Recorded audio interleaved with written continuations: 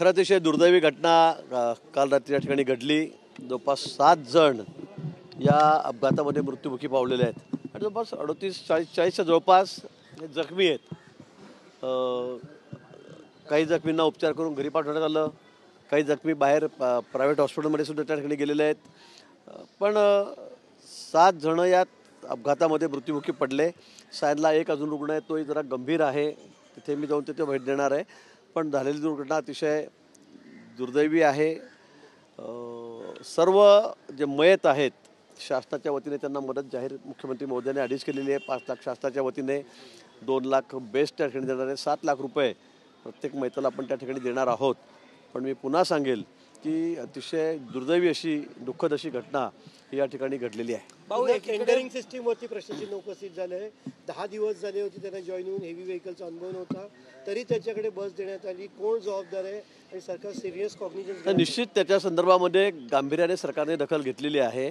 Driver त्याची सर्व medical झाली, तो कुठेही नशेमध्ये नव्हता, कुठे दारू प्यायला नव्हता, पण ट्रेनिंग होऊन आला आणि त्याच्या हातात बस देण्यात आलेली होती, हे खरं आहे। इलेक्ट्रिक बस होती, ॲटोमॅटिक होती, त्यामुळे त्याला मला असं वाटतं की त्याचा जजमेंट आला नाही, त्याला गिअरची गाडी चालवायची सवय तसं म्हणतो, आणि म्हणून मला वाटतं ही घटना घडलेली आहे। पण निश्चित या बाबतीमध्ये 10 दिवसाचा PC त्याला मिळालेला आहे, पोलीस कस्टडी मिळालेली आहे। या संदर्भामध्ये पोलीसही अधिक तपास करतायत, पण निश्चित जो कोणी त्याच्यामध्ये दोषी असेल त्याच्यावर कारवाई केली जाईल। भाऊ, एक महत्त्वाचा प्रश्न आहे की ज्या बेस कर्मचाऱ्यांना कामावर घेतलं जातं अधिकृतरित्या, त्यांना जी ट्रेनिंग दिली जाते तीच ट्रेनिंग ह्या कंत्राटी कर्मचाऱ्यांना सुद्धा दिली जाते का? तेवढाच वेळ द्यायचा असतो का? मला वाटतं ट्रेनिंग दिली जात असेल, आता या संदर्भात मला माहित नाही, माझा हा विषय नाहीये। पण मला कसं निकष आहे स्पष्ट होतंय, कारण त्याचं जॉईनिंग 1 डिसेंबर आहे आणि आज 10 डिसेंबरला तो तसा काही निकष आहे? म्हणून मला असं वाटतं की या संदर्भामध्ये सखोल चौकशी करण्याचे आदेश माननीय मुख्यमंत्री महोदयांनी या ठिकाणी दिलेले आहेत आणि चौकशी सुरू आहे। चौकशी अंतीच आपल्याला त्या ठिकाणी निकषावर जाता येईल। आणखी एक महत्त्वाचा मुद्दा आहे, बेस्टच्या अपघातामध्ये लोकांचा बळी जात असतो, तर त्या संदर्भात आता काही चौकशी करणार की आधीचे अपघात आणि आजचा जो अपघात झालेला आहे त्या संदर्भात काही चौकशी सरकार करणार आहे? निश्चित मी आपल्याला हेच सांगितलं, आधी सांगितलेलं आहे की या संदर्भामध्ये सरकारनं हा विषय अतिशय गांभीर्याने घेतलेला आहे। यापूर्वी सुद्धा काय ज्या दुर्घटना घडल्या असतील त्या कालची घटना या संदर्भामध्ये सगळ्या गोष्टींमध्ये त्या ठिकाणी विशेष चौकशी त्या ठिकाणी होईल आणि चौकशी करून हे अपघात घडणार कसे नाहीत या संदर्भामध्ये निश्चित आम्ही विचार करू, सरकार त्या संदर्भामध्ये विचार करेल। भाऊ, मृतांना मदत केलेली आहे, पण जे जखमी आहेत किंवा काही अनेक रिक्षांवर जे तो थेट बस चढलेली आहे, आम्हाला काही आता रुग्ण मिळाले की त्यांची रिक्षा गेलेली आहे, पण त्यांना MRI साठी बाहेर पाठवण्यात आलं होतं, असं प्रकारचं त्यांना काही मदत करणार आहे का सरकार? निश्चित या संदर्भामध्ये आपण नेहमीच बघितलं असेल, अपघात झाला की मृत असते त्यांना तर आपण मदत करतो, पण जखमींनाही मदत करत असतो। मुख्यमंत्री मोदयांशी मी आता संपर्क करण्याचा प्रयत्न केला, पण तो झाला नाही। त्यांना मेसेज मी टाकलेला आहे की इथे जखमींनाही मदत केली गेली पाहिजे। निश्चित संध्याकाळपर्यंत किंवा उद्यापर्यंत हा निर्णय घेण्यात येईल। जखमींनाही, जे गंभीर जखमी आहेत त्यांनाही मदत करू, जे किरकोळ जखमी आहेत त्यांनाही शासनाच्या वतीने मदत करण्यात येईल। 10 लाख द्यावी अशी मागणी केली जाते, विरोधी पक्षाचे आमदार येऊन गेले, आता 10 लाख मृतांना द्यावे, 5 लाख अतिशय तुटपुंजी आहेत असं त्यांचं, आणि 1 लाख जखमींना द्यावे। मला वाटतं 7 लाख रुपये आता आपण या ठिकाणी दिलेले आहेत, बेस्ट 2 लाख रुपये आणि शासनाच्या वतीने 2 लाख। खरं म्हणजे याचे निकष ठरलेले आहेत, तरी त्याच्या बाहेर जाऊन अजून आपण जास्त मदत या ठिकाणी मयतांना या ठिकाणी त्यांच्या नातेवाईकांना केलेली आहे। खरं म्हणजे ही मदत म्हणजे तुटपुंजीच आहे, कारण जीवाची कुठेही किंमत नसते माणसाच्या। 5 आणि 7 आणि 10 लाख किती म्हटली तरी ती काही किंमत नाही त्याच्या जीवाची, पण एक आधार म्हणून त्याला शासनाकडून मदत केली गेलेली आहे। आणि मला असं वाटतं की विरोधकांनी या संदर्भामध्ये राजकारण करू नये, कारण आपण एक सत्तेमध्ये होतात त्यावेळेला आपण काय केलं, काय दिलं हे आपण बघितलं पाहिजे। भाभा एवढं मोठं हॉस्पिटल आहे, मात्र त्या हॉस्पिटलमध्ये MRI ची सुविधा नाही आहे। जे जखमी झाले त्यांना बाहेरून MRI काढण्याचा सल्ला इकडून हॉस्पिटलकडून देण्यात येतो। राजावाडी हॉस्पिटलमध्ये सोयी सुविधांचा अभाव, मला खरं म्हणजे या संदर्भामध्ये कुठली माहिती नाही। मी पहिल्यांदा ज्या हॉस्पिटलला या ठिकाणी आलेलो आहे, त्यामुळे MRI आपल्याकडे MRI नाही आहे, CT स्कॅनची सुविधा उपलब्ध आहे। जेवढे पेशंट ॲडमिट झाले, ज्यांना गरज होती त्या सगळ्यांचं आपण CT स्कॅन करून घेतलेला आहे, सगळ्यांचे रिपोर्ट्स नॉर्मल आलेले आहेत। फक्त एक पेशंट आहे की ज्याला MRIची आवश्यकता होती, काही न्यूरोलॉजिकल प्रॉब्लेम्स आहेत का ते रूल आउट करायचे होते, पण आपण पेशंटच्या सर्व नातेवाईकांना इन्स्ट्रक्शन्स दिलेले आहेत की कोणाकडनंही कुठल्याही प्रकारची म्हणजे पैशाची मागणी करण्यात येणार नाही आहे। हॉस्पिटल रुग्णालयातर्फे सर्व सोयी सुविधा आम्ही मोफत देत आहोत, आणि MRIची गरज असेल तर राजावाडी हॉस्पिटलला आपल्याकडे MRI उपलब्ध आहे। पेशंटला घेऊन जाण्याची पूर्ण जबाबदारी ही आमची आहे। आणि असे इन्स्ट्रक्शन्स आम्ही सगळ्या नातेवाईकांना दिलेले आहेत. गिरीश भाऊ, एक वेगळा विषय आहे. अजित पवारांची ईडीची चौकशी ही सुरूच राहणार नाही, आहे. आजचा विषय म्हणजे भाजपचा कंट्रोल राहील. गिरीश भाऊ, महत्त्वाचा विषय, कारण महत्त्वाचे नेते तुमच्यावर सत्तेत आहे, त्यांची चौकशी बंद होणार असं वाटतं, पण चौकशी सुरूच राहते. मला वाटतं काही नियम आहेत, त्या नियमाच्या अधीन राहून काही चौकशा सुरू असतील. आता आपण कालही बघितलं सुप्रीम कोर्टामधून मला वाटतं अजितदादांना त्या ठिकाणी दिलासा मिळालेला आहे. ज्या काय चौकशा आहे असं होता कामा नाही की बाजू आता सत्तेत आले आमच्याकडे आले म्हणून सगळ्या चौकशा बंदल्या, असं नाहीच आहे कुठे. जे आरोप आमच्यावर होत आहेत मला वाटतं ते सगळे निराधार आहेत. अजून सगळ्याच कोणी असेल त्याच्या चौकशा सुरू आहेत, त्या आहेतच. मला वाटतं शपथविधी कधी होणार आहे? नियमानुसार सगळ्या कारवाया सुरू आहेत. भाऊ, शपथविधी कधी होणार आहे? शपथविधीची तारीख काय ठरली आहे का? कारण अधिवेशनाची अजून कुठली तारीख ठरलेली नाही. माझ्याकडे अजून कुठली अधिकृत माहिती या ठिकाणी नाही. पण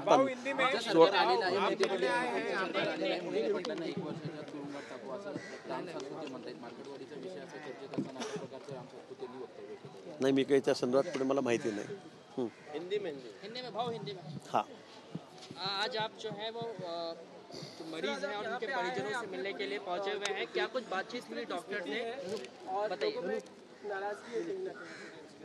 कल जो हादसा हुआ है, जो बस का एक्सीडेंट हुआ है, उसमें 7 कैजुअल्टी हुई, 7 डेथ हुई है और करीब करीब 39-40 लोग ये इसमें इंजर्ड है, जख्मी है. उनको सबको इलाज कर बहुत सारे लोग घर पे भी गए, कुछ प्राइवेट हॉस्पिटल में भी गए हैं, लेकिन 4 कैजुअल्टी, 4 डेथ इसमें हुई है. एक और साइन में पेशेंट है जो थोड़ा सीरियस है, उसे भी देखने में जा रहा हूँ. लेकिन जो घटना घटी है वो बहुत दर्दनाक है, दुखद है. और इसका जो ड्राइवर है उसे भी पुलिस ने हिरासत में लिया है. लगता है 10 दिन का उसे पीसी भी मिला है कोर्ट की तरफ से, उसकी भी जांच हो रही है. पहले तो ऐसे मालूम हुआ है कि जैसे कुछ उसने कोई नशा भी नहीं किया था, ऐसे वैसे लगता था, कहा जा रहा था कि उसने कुछ शराब पी है क्या, कुछ ड्रग एडिक्ट है क्या, लेकिन वैसे कुछ भी नहीं है. उसको कोई उसने नशा नहीं किया है. लेकिन ये बस इलेक्ट्रिक बस थी, ऑटोमेटिक बस थी और इस पर उसका कंट्रोल चले गया.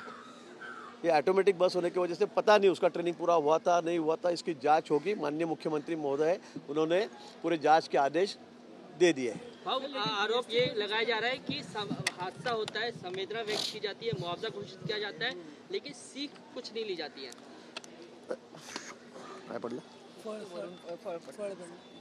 नहीं, सीख लिए जाते नहीं, ऐसे नहीं है. देखो, हादसे बेस के बारे में मैं कहूँगा, माननीय मुख्यमंत्री महोदय ने कहा है कि इसके पहले भी जो हादसे हुए, ये भी हादसा हुआ, सबकी इंक्वायरी करो. ये क्यों होते हैं, कैसे होते हैं, क्या वजह है इसकी, ये भी उन्होंने कहा. उसकी सबकी जांच कर एक्सीडेंट ना हो, इसके लिए हमें क्या कदम उठाने पड़ेंगे, इसके बारे में आज सख्त आदेश माननीय मुख्यमंत्री महोदय ने, देवेंद्र जी ने यहाँ पर दिए हैं. और इससे हम सीख भी लेंगे और आगे ऐसी कोई घटना न घटे इसकी कोशिश करेंगे. सुविधाओं की कमी है, मूलभूत सुविधाओं की कमी है. MRI स्कैन के लिए आरोप लगाया जा रहा है कि जो परिजन आ रहे हैं उनसे कहा जा रहा है कि आप बाहर से जाके जो है वो रिपोर्ट. मुझे लगता है यहाँ खाली सिटी स्कैन पहले से है, या कोई MRI था और ख़राब हो गया है क्या, कुछ उसमें प्रॉब्लम है, ऐसी कोई बात नहीं है. यहाँ सिटी स्कैन की सुविधा है, एक्सरे की सुविधा है, सोनोग्राफी की सुविधा है, लेकिन यहाँ पर MRI की शुरू से कोई सुविधा ही नहीं है. इसलिए बाजू में जो अस्पताल है गवर्नमेंट का, उसमें सबका MRI कराया गया है. गिरीश जी, एक अलग विषय है ईवीएम को लेके जिस तरीके से विपक्ष आरोप लगा रहा है, वहीं महाराष्ट्र के जो चीफ एग्जीक्यूटिव ऑफिसर है, इलेक्शन ऑफिसर है, उन्होंने प्रेस रिलीज इशू की है कि जो जांच करनी थी वीवीपैट की वो सारे मैच हुए हैं, कोई भी डिफरेंसेस नहीं है. ऐसे में कहीं ना कहीं ईवीएम पे जो इलेक्शन लिया गया उस पर और पुख्ता सबूत सामने आ रहे हैं. नहीं, मुझे ऐसे लगता है कि पवार साहब हो, कांग्रेस हो या उद्धव जी हो, जिस तरह से बेबुनियाद आरोप कर रहे हैं, मैंने यही कहा, हमारे नेताओं ने भी कहा कि भाई लोकसभा के समय तो आपको बहुत अच्छा लग रहा था, कल तो सदन में भी कहा गया, आज आपको इतना बुरा क्यों लग रहा है. जब हारते हो तो इतना बुरा लगता है. थोड़ा स्पोर्ट्समैनशिप रखो, थोड़ा खिलाड़ी वृत्ति भी रखो अपने में, और जब हारते हो तो उसका स्वीकार करो. अब लोगों ने आपको नकारा है, इतने बड़े पैमाने पे नकारा है, तो आप इतना दुखी क्यों हो रहे हैं. वो पराजय से बहुत संभ्रमित हुए हैं, मुझे ऐसे लगता है. और इसलिए बेबुनियाद आरोप, कोई गांव में जाके इस गांव में कितने लोगों हाथ ऊपर करो, बैलेट पेपर से वोटिंग करो, मुझे लगता है ऐसे कि हो सकता है क्या. कोई इसमें खराबी नहीं है, कोई प्रॉब्लम नहीं है. लेकिन जब हारते हो तब तुम्हें सब आरोप मशीन पे लगाते हो, जब जीतते हो तब बहुत खुशियाँ मनाते हो, फटाके फोड़ते हो. ऐसे क्यों भाई. और अब वीवीपैट भी मैच हो गया सर, जिस तरीके सब पूरा मैच है, इसमें एक वोट की भी हेरा फेरी या गड़बड़ कहीं नहीं है, मशीन में खराबी नहीं है, ये सबको पता है. लेकिन ये खाली एक पब्लिक का परसेप्शन बनाना है। इनको हारे हैं तो इनका हार इनको स्वीकार नहीं है, करना नहीं है, लोगों ने इसको नकारा है इनको, ये बात सही है। बेलगाम के लिए शिवसेना यूबीटी का जो है प्रेम जगता हुआ दिखाई दे रहा है। बेलगाम के लिए लगातार जो मांग है शिवसेना यूबीटी की तरफ से की जा रही है कि उसको यूनियन टेरिटरी घोषित किया जाए। आदित्य ठाकरे कहते हैं कि मराठी लोगों पर अत्याचार हो रहा है वहाँ पर। नहीं, माननीय मुख्यमंत्री जी ने भी आज कहा है, आज सुबह भी उन्होंने स्टेटमेंट दिया है, हम बिल्कुल मराठी लोगों की तरफ से ही हैं, हमारे इसमें तो कोई दो राय नहीं है। लेकिन अभी मांग तो विपक्ष का काम ही है मांग करना, वो तो कुछ भी मांग करेंगे, लेकिन हम फिर से कहेंगे कि हम बिल्कुल हमारे जो मराठी भाई है उनकी तरफ से ही है। कर्नाटक में कांग्रेस के राज में एक बार फिर सावरकर जी की जो तस्वीर है वो विधान भवन से हटा दी गई है, क्या कहेंगे? यही कहता हूँ, बहुत गलत बात है, उसका निश्चय जितना भी करो उतना कम है। सावरकर जी जिनकी प्रतिमा वहाँ पर लगाई गई थी वो आज निकाली गई, इस बात का दुख हमें भी है। और इनकी ये नीति है, राहुल गांधी कितना गलत बोलते हैं सावरकर जी के बारे में, उनके जो नेता है जो सुप्रीमो है कांग्रेस के, वो भी कितनी गलत बात कहते हैं। तो उनको सावरकर जी के लिए उनके दिल में कितना प्यार है, कितनी जलन है, ये उन्होंने पहले भी बता दिया है।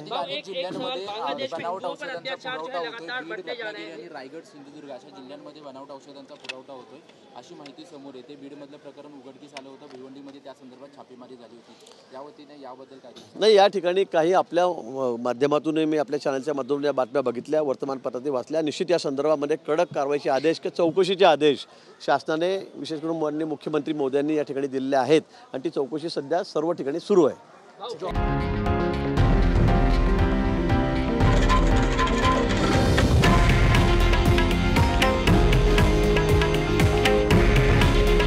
हे आहे देशातील नंबर 1 न्यूज नेटवर्क आणि आपण पाहत आहात TV9 मराठी। काळजी तुमची, हित महाराष्ट्राचं।